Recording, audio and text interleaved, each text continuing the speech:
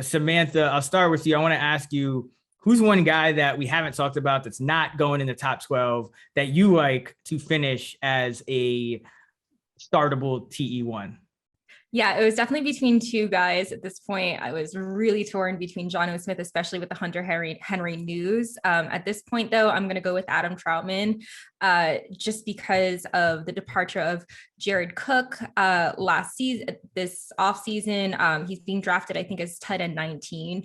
And it feels like he's a really good sleeper pick, especially with Michael Thomas, the Michael Thomas news coming out with him being out. I think it's 8 weeks or at least half the season around that. And who knows what it's going to look like after that, what he's going to look like after that if he has the same explosion. So Adam Trautman feels like a guy that could definitely see a really, really good role in this offense, especially without a really clear de facto number one now. I mean, I guess you could make an argument for Traquan Smith being the de facto number one, but I don't think he's going to take on, Michael Thomas type volume. So I think there will be targets to go around regardless of who wins that quarterback competition. John, what about you?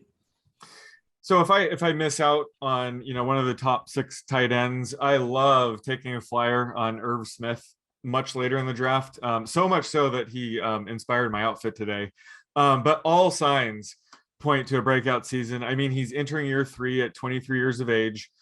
He's played behind Kyle Rudolph his first 2 seasons.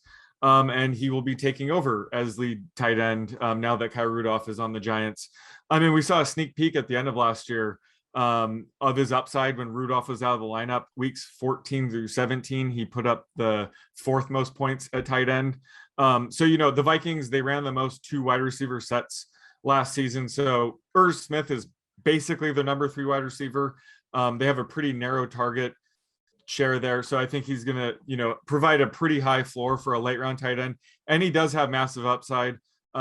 If either Adam Thielen or Justin Jefferson go down, like he could be a top 5 or top 10 tight end. So I love taking Irv Smith as a late round flyer. Yeah, I love Smith as well. I love both Smiths, Irv and Jonnu.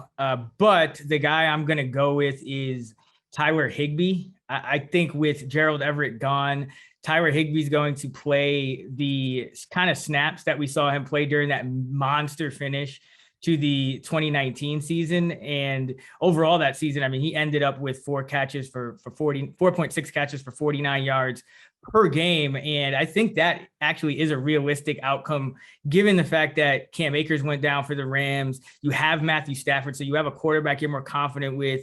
I just think you could see a lot of throws for the Rams, even though their defense is pretty good. Them being a pass heavy team and with a better quarterback. So I think Higbee could be the number 3 target on that team. And I think his snap rate goes up a ton. So like Tyler Higbee to maybe give us some of that magic that he gave us late in 2019. Again, in 2021,